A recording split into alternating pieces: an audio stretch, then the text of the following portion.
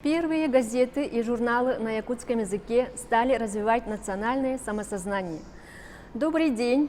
Мы сегодня поговорим о первой газете на якутском языке, которая называлась «Якутский край Сахадайдута» и вышла 1 июля 1907 года. Именно этот день стал называться Днем национальной печати, учрежденный в этом году. Выходу этой газеты предшествовали важные российские события 1905-1904 годов, и об этих важных российских событиях наше население стало узнавать по слухам, по информациям извне. Они жадно ловили эти информации. В то время выходили газеты «Якутские областные ведомости» и «Якутские епархиальные ведомости». Якутские областные ведомости была газетой областной администрации Якутска, и в ней изредка печатались телеграфные сообщения Санкт-Петербургского информационного агентства, но всю информацию из этой газеты население не смогло узнавать. А якутские епархиальные ведомости были газетой Якутской епархии, они вообще эти телеграфные сообщения не печатали. И о том, что пал город Порт-Артур, население города Якутска узнало из уст служащих торгового дома Кушнарев и компании. Эти служащие, в свою очередь, узнали об этом у своего хозяина. И вот такой информационный голод зародил мысль издания первой независимой общественно-политической литературной газеты на якутском языке, в которой ежедневно выходили бы телеграфные сообщения информационного агентства Санкт-Петербурга. И такие мысли у той или иной группы возникали изредка, начиная с 1901 года, но ввиду отсутствия финансов и ввиду отсутствия необходимых условий, эта идея никак не реализовывалась. Издателями первой якутской газеты стали учителя. Полицейный Всеволод Михайлович Ионов, создатель первых школ в Татинском улусе, местный учитель, общественный деятель Николай Егорович Афанасьев, учитель якутского языка, русского языка и литературы и естествознания Якутской женской гимназии Василий Васильевич Жаров и Алексей Алексеевич Семенов. Он в первую очередь известен как член комиссии, которая организовала в Якутске первый сеанс кино. Они свою экономическую выгоду в этом не рассматривали. Они хотели организовать нормальный досуг, который был нужен населению того периода. И он вырос до наркома финансов, был политическим, общественным, крупным деятелем Якутской АССР. И такие вот продвинутые люди своего времени стали работать над изданием первой общественно-политической литературной независимой газеты на якутском языке. Всеволод Михайлович, поговорив с Василием Васильевичем и Николаем Егоровичем Афанасьевым, отправился к хозяину торгового дома Кушнарев и компания Петру Апексимовичу с просьбой выделить сумму денег для приобретения необходимого оборудования типографии. Петр Апексимович выделил 1200 рублей. С такой же просьбой он обратился к представителю якутской интеллигенции, который пользовался авторитетом как в русской, так и в якутской среде, Василию Васильевичу Никифорову. Василий Васильевич выделил 900 рублей. На сумму 2100 рублей издатели смогли заказать все необходимое в Иркутске и заказали доставку. Через 1,5 месяца началась работа. Своими первостепенными задачами издатели поставили такие цели. Во-первых, снабдить местной печатью население, и самые насущные вопросы всех слоев населения должны были издаваться на первых полосах. И, во-вторых, наладить отношения между Россией и областью, и все российские важные события должны были найти отклик в газетных статьях. и периодически стали печатать телеграфные сообщения Санкт-Петербургского телеграфного агентства. Работа закипела, работа пошла, и они сразу же с первых номеров стали печатать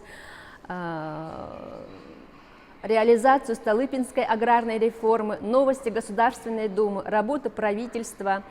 И Всеволод Михайлович Ионов сразу с начала работы обратился к Эдуарду Карловичу Пекарскому, который жил в то время в Санкт-Петербурге, с просьбой о том, чтобы он один раз в месяц отправлял политическое обозрение российских событий, что он и делал. И поскольку газета была независимой, они стали печатать разоблачительные статьи, в которых стали писать о злоупотреблениях местной администрации, чем вызывали ее гнев. И местная администрация конфисковала тиражи, они налагали издателей штрафами, но издателей это не останавливало. Якутская интеллигенция очень быстро включилась в работу местной печати.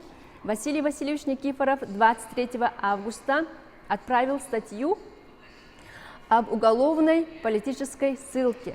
26 августа вышла статья, затрагивающая эту же проблему. И таким образом самые важные проблемы, самые насущные, острые вопросы стали периодически выходить на номерах этой газеты и будироваться вовсю. Это, конечно же, сыграло свою хорошую роль для решения насущных проблем населения.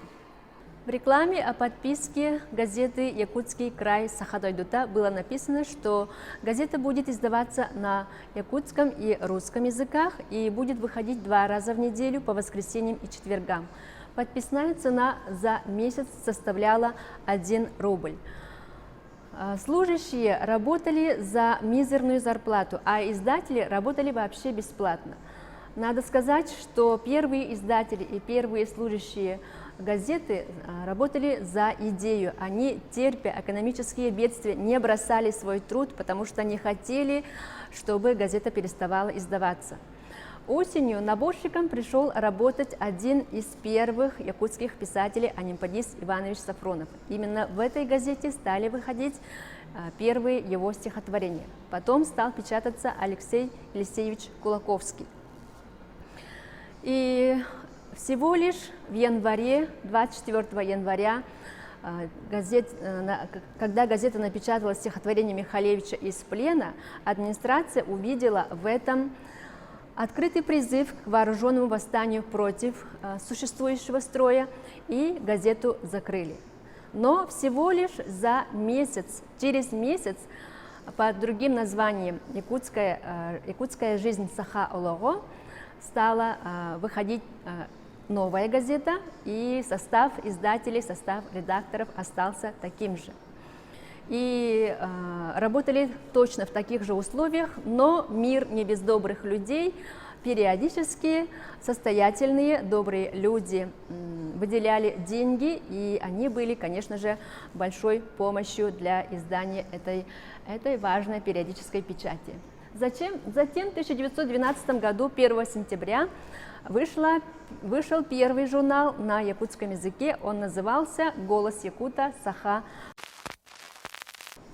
И издателями были представители якутской интеллигенции Василий Васильевич Никифоров, Кюлюмнир, и Гавриил Васильевич Ксенофонтов.